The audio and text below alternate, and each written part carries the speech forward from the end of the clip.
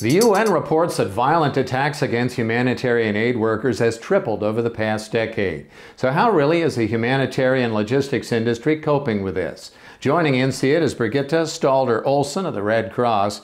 Brigitte, do you sense that it is more dangerous delivering aid today? I certainly think it's a bigger challenge to work in the field at the very difficult operations today than it was 30 years ago.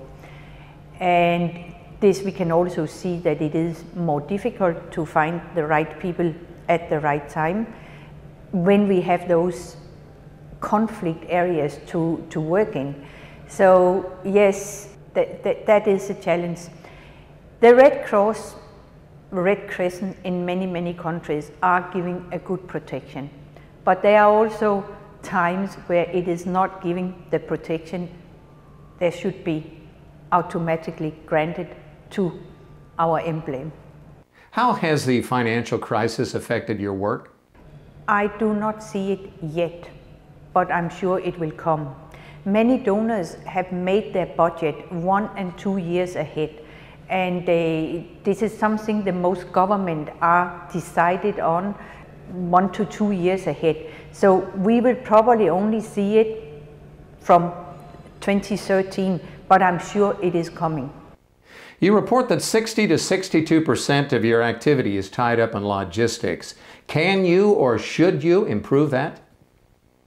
I think that 60 to 62%, it gives a good indication of how much funds available to the humanitarian and to our organization are reaching the beneficiaries. So still staying with the 60 to 65% on the logistics services, but how do we increase our efficiency so we can reach more people with this amount of money available for our operations? That is what we are looking at all the time. How can we be more cost efficient in order to reach more people? How do you choose the emergencies that the Red Cross gets involved with? We don't choose them.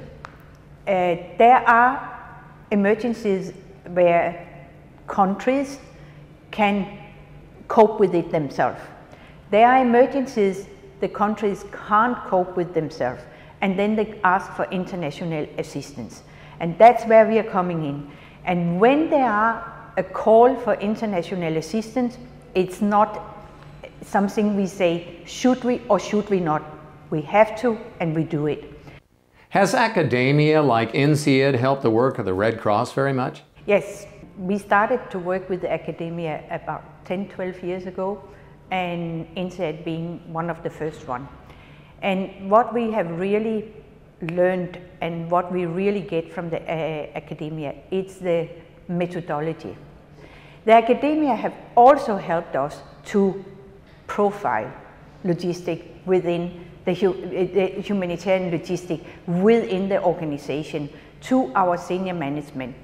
10 years ago, logistics, it was not something that was on the agenda and on the map of the humanitarian, even being the backbone of the organization.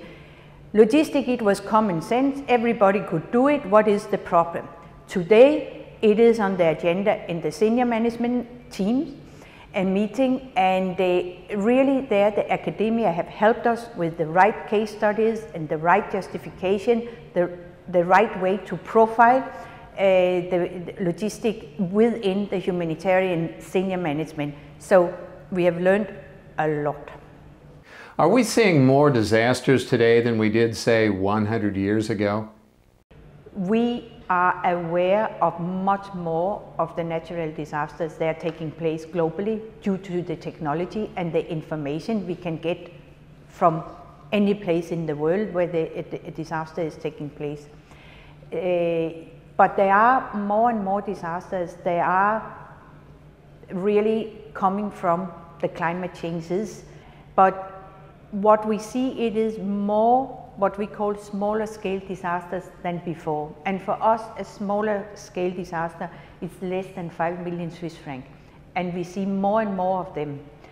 Brigitte Stalder-Olsen of the Red Cross, we thank you very much for joining INSEAD Knowledge.